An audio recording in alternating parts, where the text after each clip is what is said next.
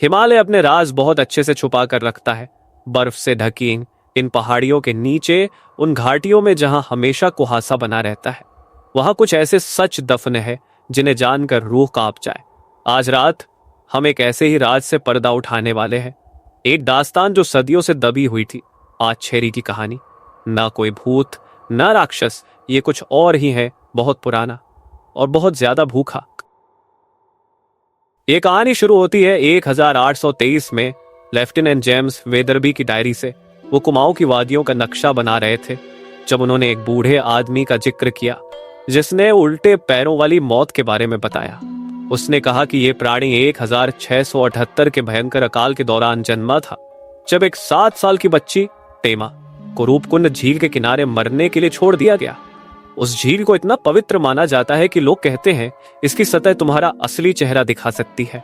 कुछ पुराने मठों में छिपा कर रखी गई किताबों में लिखा है कि पेमा की मौत आम नहीं थी।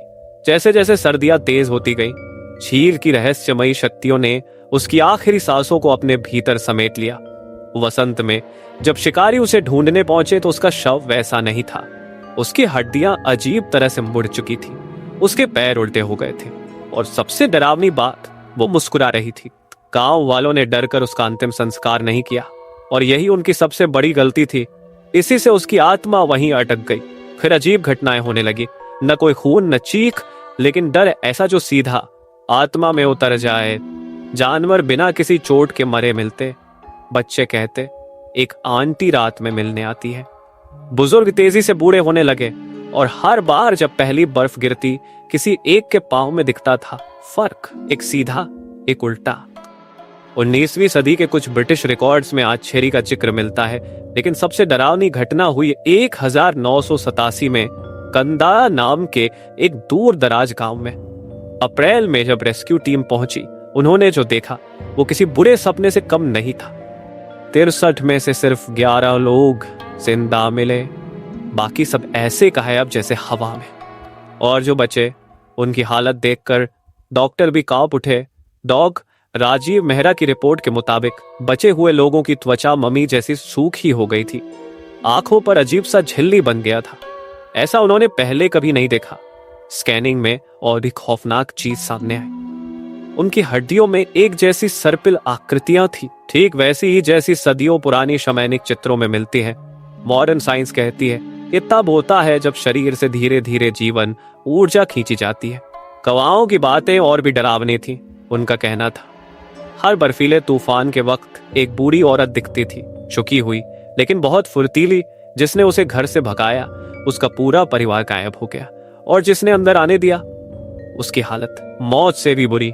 मैना देवी नाम की एक गवाह ने कहा वो मेरे सिराने खड़ी रही, कुछ नहीं किया, बस धीरे धीरे सांस लेती रही।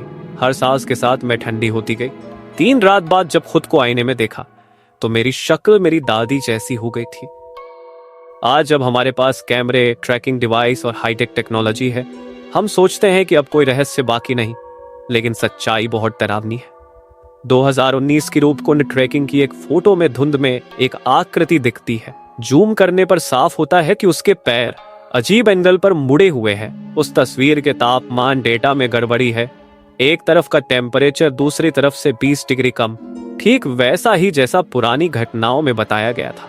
अब हिमालय अस्पतालों में एक नया नाम सामने आया है, HRS यानी हिमालयन रैपिड एजिंग सिंड्रोम।